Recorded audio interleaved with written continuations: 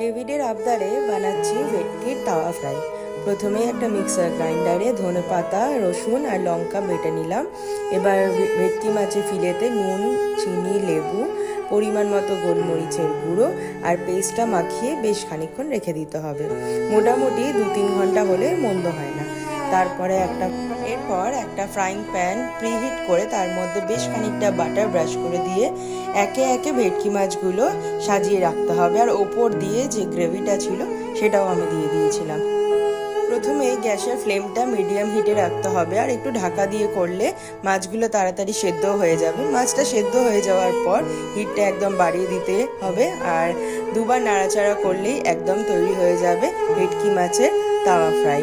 গরম গরম fried rice, chicken কষা, সাথে স্টার্টারে ভেটকি মাছের তাওয়া ফ্রাই। গরম গরম ফ্রাইড রাইসের সাথে এই কম্বিনেশনটা কিন্তু একদম জমে ক্ষীর।